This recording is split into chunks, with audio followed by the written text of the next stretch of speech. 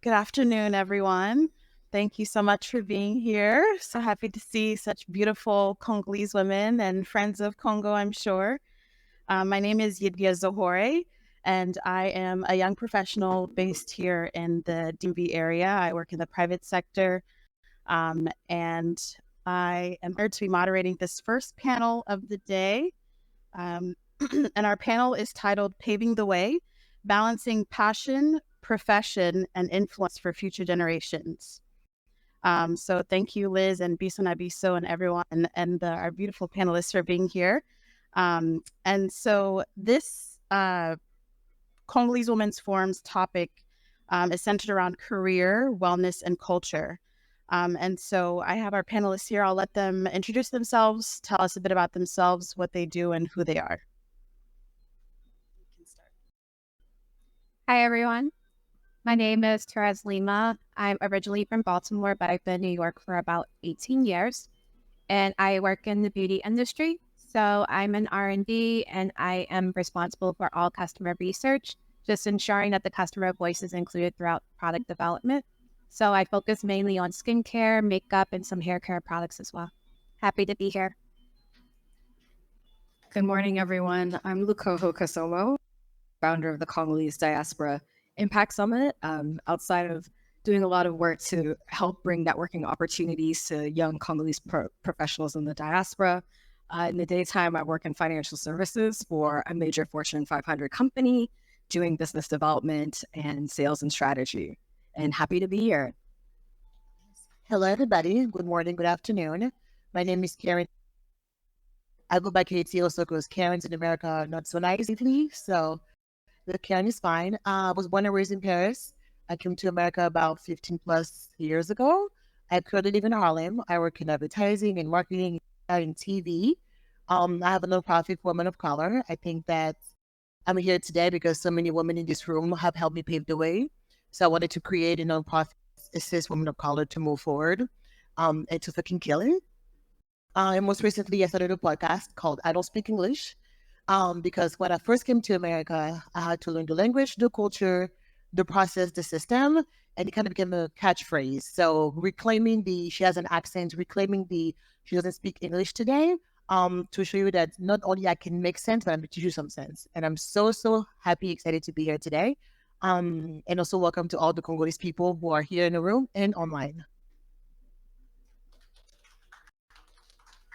Thank you, ladies. That's amazing. So I guess we can start the panel off with our first question. And since this is balancing passion and profession, I think we can start with, would you consider your profession currently to be your passion? Whoever likes to take that one first.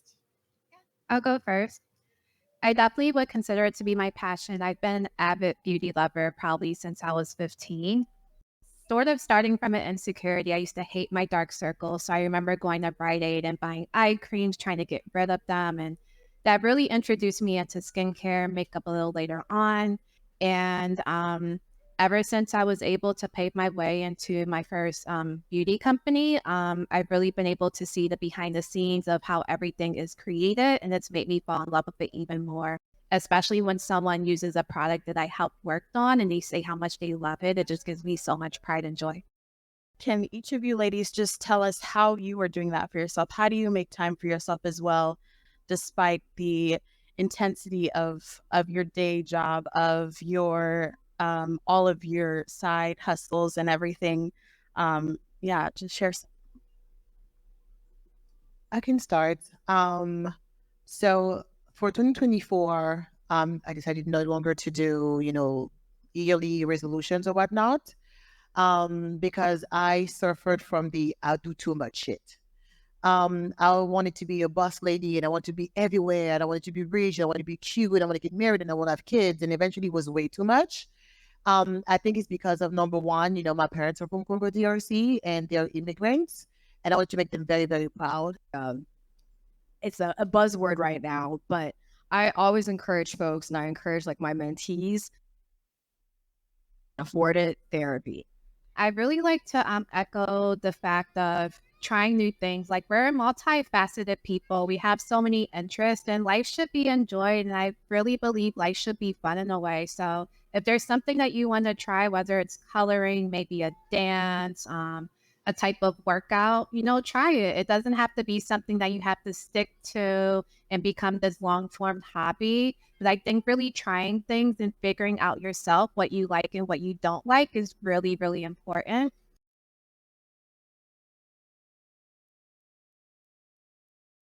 Hello, everyone. My name is Benine.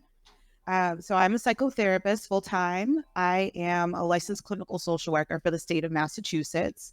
I have over 10 years of experience working with immigrants, couples, and young adults, specializing mostly in trauma. I am also the owner and founder of a hair care brand, Mitshi by Benine. I make my own hair care products for natural hair using organic ingredients sourced specifically from different countries in Africa.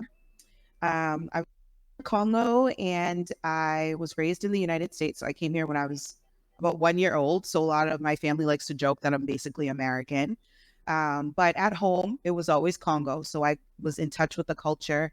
And that's really why I'm passionate about mental health, about wellness, about being a therapist, because I've been able to see the best of both worlds and see how much we've gone through as a culture and how much we need it. And like some of the ladies said earlier, there's a stigma around mental health. So I'm here to change that narrative. But before we begin, I'd like for us to do an activity if everyone is comfortable. I'd like for you to begin to breathe. Deep breathing in and out, nice and slow if possible. What are the facts? So 18% of adults in the United States live with at least one mental health disorder. And then this last fact is what I felt was most important and pertaining to the forum, is that there's barely information documented on the prevalence of mental health in African immigrants in the United States. So we're going to move around just a little bit. So with your group, you're going to have a few minutes to read the story. And after you're done reading it, you're going to talk with your group and determine whether this girl that you're reading, because everyone has a different story, I believe, you're going to determine whether they've experienced trauma or not. Maybe you can talk about how someone can go about the process of seeking care. Maybe she can give tips for depression. There needs to be a balance where it's like, yeah, that's why I struggle, because I'm thinking, is this patient hallucinating or is this kindoki? So it's like, we talked about a lot of trauma. So I just want to remind you to check in with yourself. There's probably emotions and thoughts that this might have brought up in your personal lives that maybe you connected with, or maybe you remembered. And just remember to take care of yourself in terms of self-care. If you have any questions at all in terms of like resources or anything like that, I will be available during the networking mixer, and I'd love to connect with you and meet with you. So thank you.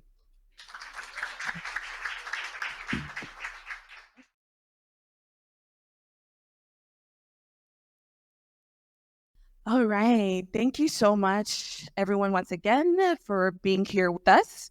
My name is Liz Kimbulu. I am the founder of BISONABISO, media and events platform, as I mentioned, that is organizing the Congolese Women's Forum. So for this panel, it's a keynote discussion. We have our wonderful Séverine Losembe, who is here. And our topic today is breaking barriers and building bridges in the corporate world. Séverine is a very established lawyer, and she's also the founder of the African Women's Network for Lawyers, I believe. Yes. And so today's topic, she's going to share a lot about her journey, what it's like working in the corporate world, especially as a woman. What advice would you have maybe for women who are thinking about different avenues within financial services and do the work that you're doing? Don't be afraid to speak up. That is already, have the battle, making sure that I think you'll find allies and people who want to, let you speak and might say things like, oh, and now I'll turn it over to my colleague, Séverine. But sometimes they won't. And you have to wait for a pause in the conversation and just jump in and go for it and say what you have to say. Thank you for that question. And thank you, Séverine. So this concludes our keynote discussion. And can we please get a round of applause for Séverine? Thank you.